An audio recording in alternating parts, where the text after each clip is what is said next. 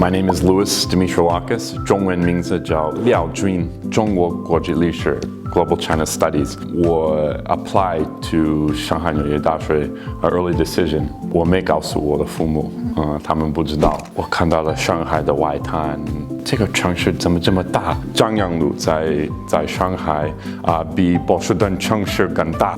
住在中国，学习在中国。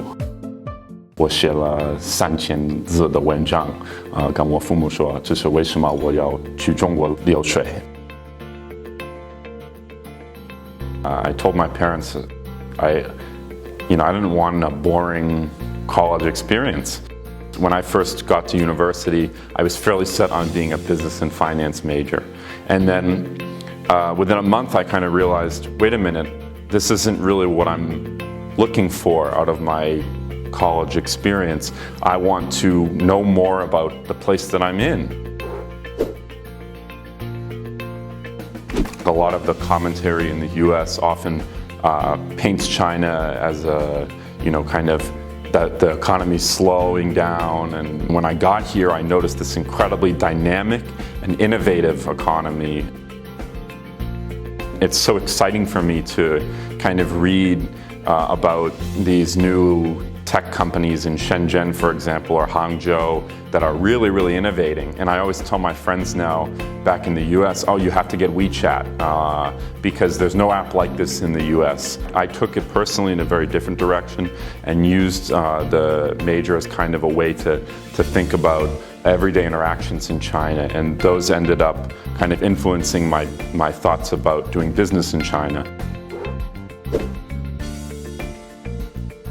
I live 7,000 miles away, and I do miss home once in a while, but I didn't come all the way here to, stay in the library all day. Part of my education isn't just in the classroom, it's interacting with people, it's out and about. Every day around 4 in the afternoon when I arrived in China, I would give myself a rule. I said, no more speaking English. You have to practice Chinese and try and understand more from people you interact with, from their perspective, what China is. And that includes taxi drivers, it includes AIs, it includes teachers. To me, it was really eye-opening because it was very much showed me that just by showing interest in this country and the place that I'm in, I can make a lot of new friends and I can have a lot of interesting experiences.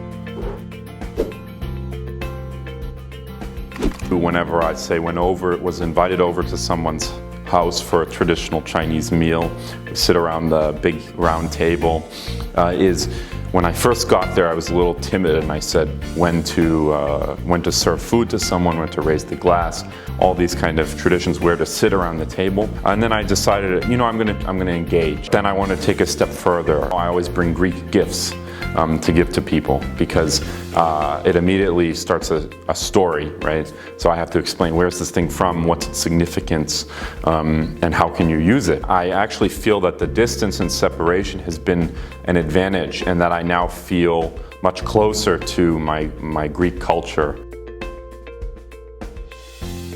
I'll be doing a lot of work between China and Greece, boosting cooperation between the two countries, as well as kind of a cultural exchange. I'm really passionate about this work.